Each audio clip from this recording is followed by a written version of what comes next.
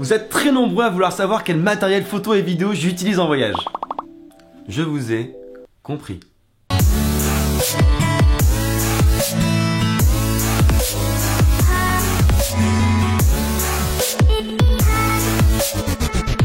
Avant toute chose, il faut savoir que je me considère pas du tout comme un professionnel, je vais juste donner mon avis en tant qu'utilisateur de tout ce matériel qui tient dans ce sac. Chose aussi importante, je suis payé par aucune des marques dont je vais vous parler pour faire cette vidéo. Je vais vous faire découvrir tout de suite ce que vous voulez vraiment connaître, à savoir mon boîtier, et c'est le GH5 de Panasonic. Alors le GH5 de Panasonic, c'est un boîtier photo, mais aussi et surtout vidéo que j'ai choisi pour plusieurs raisons. Tout d'abord, ce boîtier c'est un hybride et pas un réflexe, ce qui fait qu'il est beaucoup plus léger et c'est vraiment cool quand tu voyages beaucoup comme moi. Un des plus gros avantages de ce boîtier, c'est que tu peux filmer en 4K et quand tu montes en Full HD, tu peux te permettre de zoomer et de cropper dans l'image sans perdre de qualité. Par exemple, là sur ce roche du Costa Rica, tu ne vois pas le petit singe et maintenant tu le vois. Et ça, c'est grâce à la 4K.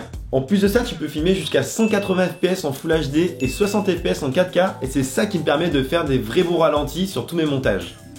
Autre chose méga importante quand tu es un vlogueur comme moi, c'est que l'écran est amovible, ce qui te permet un petit peu de savoir quand tu te filmes ou pas. Donc là, j'arrive bien à me voir grâce à l'écran amovible, tandis que sans, ça serait peut-être comme ça. Alors cette fonctionnalité peut être un peu inutile pour pas mal de monde, mais quand t'es vlogueur, c'est vraiment important. Ce que j'aime aussi sur le GH5, c'est qu'il y a une stabilisation intégrée, ce qui me permet par exemple quand je suis un petit peu à l'arrache à filmer quelque chose dans la rue, d'avoir un rush exploitable dans tous les cas.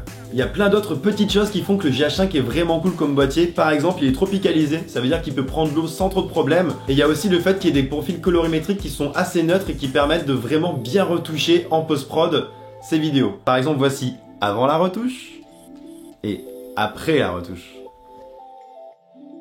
J'ai plusieurs objectifs pour le GH5, mais j'en utilise deux principalement, à savoir le 8-18 qui a un grand angle et qui permet d'avoir les paysages en grand et notamment les moments où je parle, les facecam comme on appelle ça. Et j'utilise aussi le 12-60 qui est beaucoup plus sur le détail, donc ça peut être sur un visage ou sur un bâtiment, etc. Donc c'est vraiment deux objectifs très polyvalents qui me permettent de m'en sortir dans 99,9% des cas et des situations. Alors ce boîtier il est plein d'avantages comme vous le comprenez, mais il a aussi un gros inconvénient majeur selon moi, c'est qu'il gère très mal les basses lumières. Donc si vous comptez filmer pas mal de nuit, ça sera pas forcément le bon boîtier pour vous. Je prends l'exemple du marché de Noël à Strasbourg où j'étais il y a pas longtemps, j'ai pas mal filmé en soirée et c'est vrai que beaucoup de rushs étaient inexploitables, ou très peu en tout cas, parce qu'il gère mal les basses lumières. Ce boîtier, ça fait à peu près 1 an qu'il me suit partout autour du monde et j'en suis vraiment satisfait. Bref, passons à la suite. Je vous présente mon drone. Alors le drone que j'ai choisi, c'est le DJI Mavic Pro. Donc DJI, c'est une marque méga connue qui fait des drones depuis de nombreuses années. Et si je l'ai choisi, c'est notamment par rapport au fait qu'il soit vraiment peu encombrant, ce qui est vraiment pratique quand tu voyages beaucoup. Donc le drone fait à peine 800 grammes. Et en gros, déplié, ça donne ça. Il est vraiment tout petit. Chaque batterie fait à peu près une demi-heure de vol. Perso, j'en ai 3 parce qu'elles sont vraiment elles aussi compactes et facilement prenables dans un sac à dos. La caméra, c'est une caméra 4K, donc un peu comme le GH5 quand on monte en Full HD comme je le fais. Ça permet de pouvoir un petit peu cropper, zoomer sans perte de qualité. Autre point cool, bien entendu, il fait de la photo.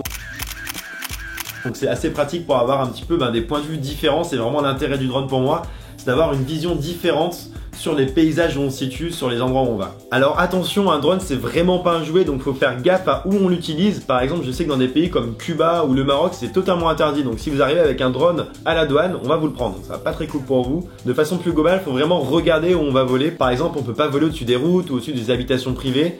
Et c'est vraiment méga important de regarder un petit peu en avance pour pas avoir de problème par la suite. Alors vous pourrez sans doute trouver moins cher et plus petit que le Mavic Pro, mais pour moi c'est vraiment le meilleur drone en termes de rapport qualité-prix encombrement. Bref, on continue. La GoPro 6.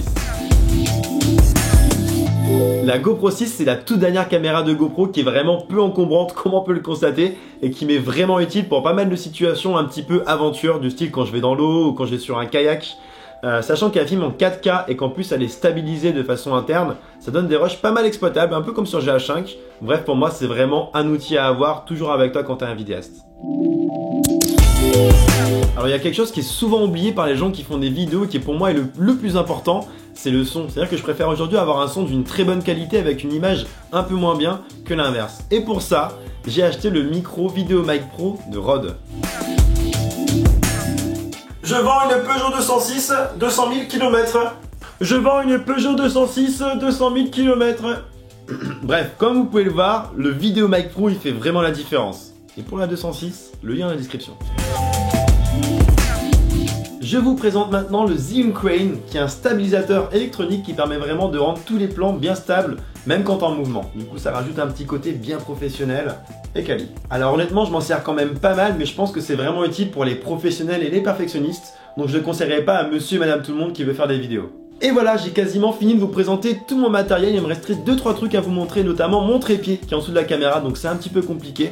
Du coup pour ça j'ai fait un article dont le lien est dans la description. N'hésitez pas à cliquer pour découvrir tout ce qui me reste à vous montrer et surtout les alternatives en fonction de votre budget. Il me reste plus qu'à vous souhaiter de faire de belles photos et vidéos autour du monde, mais n'oubliez surtout pas que le matos ne fait pas tout, alors soyez créatifs. Peace!